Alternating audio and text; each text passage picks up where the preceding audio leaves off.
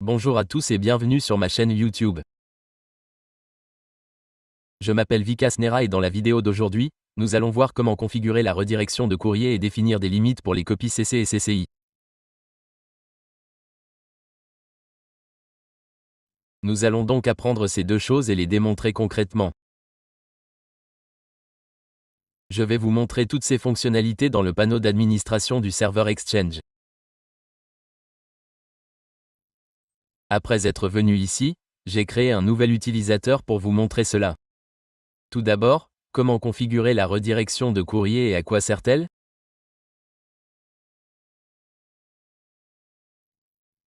La redirection de courrier signifie que si quelqu'un envoie un email à l'adresse email de l'administrateur, vous pouvez également le transférer à l'adresse email de Naira.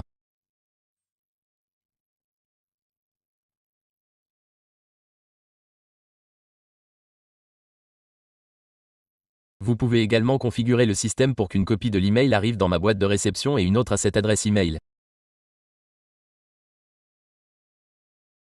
Par exemple, supposons que vous soyez en congé de 5 jours et que l'administrateur soit absent pendant ces 5 jours, mais que vous ne souhaitiez pas partager vos identifiants de connexion.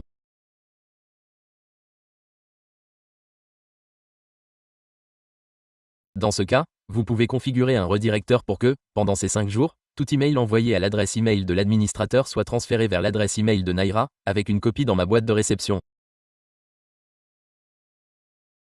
Vous pouvez également configurer cela ici. Configurons donc notre redirecteur. Comment faire? Je vais configurer le redirecteur directement sur l'adresse email de l'administrateur. Je vais le modifier. Accédez à la section « Fonctionnalités de la boîte aux lettres ». Faites défiler vers le bas et, là, vous devez accéder à Mailflow, puis cliquez sur « Afficher les détails ». Voici l'option « Activer le transfert ». Sélectionnez-la, puis cliquez sur « Parcourir » pour sélectionner l'utilisateur. Je vais définir l'adresse email de Naira, nairac.com.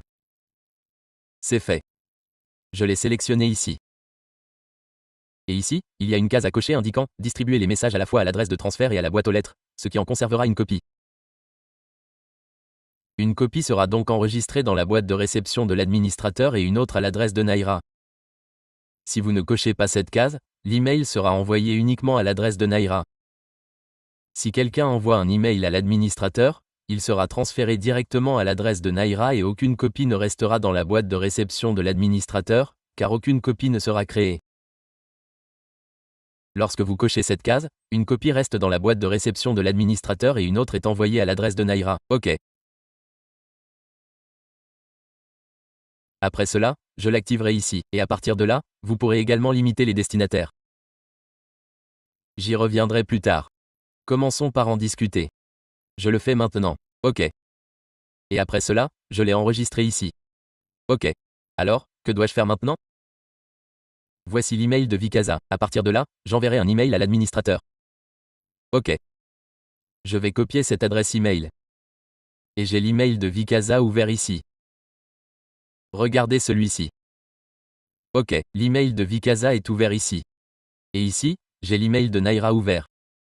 Et à l'intérieur, l'email de l'administrateur est ouvert. Alors, que faire maintenant? Je vais à l'email de Vikasa ici. Et que faire à partir de l'email de Vikasa? J'envoie un email à l'administrateur pour le tester. OK. Ce qui se passe, c'est que cet email va être envoyé aux deux adresses. L'un arrivera dans la boîte de réception de l'administrateur ici. J'ouvre sa boîte de réception ici et un autre arrivera également dans la boîte de réception de Naira ici, car j'ai configuré une redirection. OK. Je l'envoie maintenant. Je l'envoie à l'administrateur.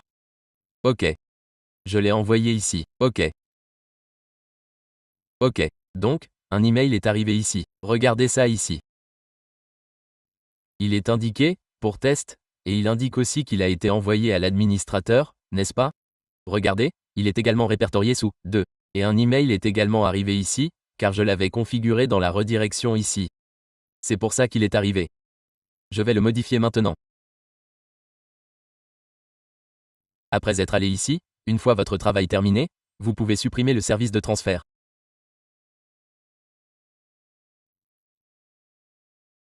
Si vous souhaitez configurer plusieurs services de transfert, vous devrez le faire un par un. Je vais le supprimer. Je vais maintenant définir la limite du nombre d'adresses que vous pouvez ajouter en CC et CCI. Vous pouvez configurer cela ici. Par exemple, je vais définir une limite ici. Je l'ai enregistré. C'est enregistré. Que dois-je faire ensuite? Je vais la recharger un peu. Ensuite, j'essaierai d'envoyer un message depuis ici.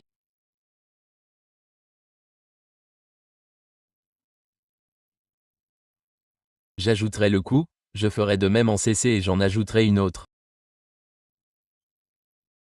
nairao.com.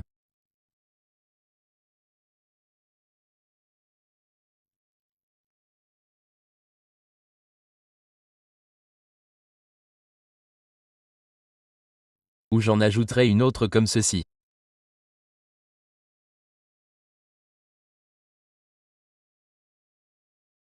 J'y ajouterai une adresse Gmail. Ça ne fonctionnera pas comme ça, mais j'ajouterai gmail.com.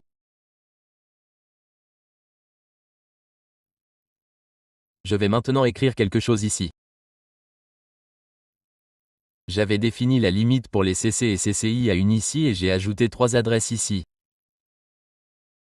Je vais maintenant vérifier si cet email sera envoyé. Un message est apparu ici. Vous le verrez ici. Oui. Dès que j'ai cliqué sur le bouton d'envoi, un message d'erreur est apparu. Votre message n'a pu être envoyé à personne car il y a trop de destinataires. La limite est fixée à 1, mais votre message en incluait 3. La limite était donc fixée à 1 ici, mais j'en ai ajouté 3. C'est pourquoi l'email n'est pas passé. Vous pouvez donc définir cette limite ici aussi.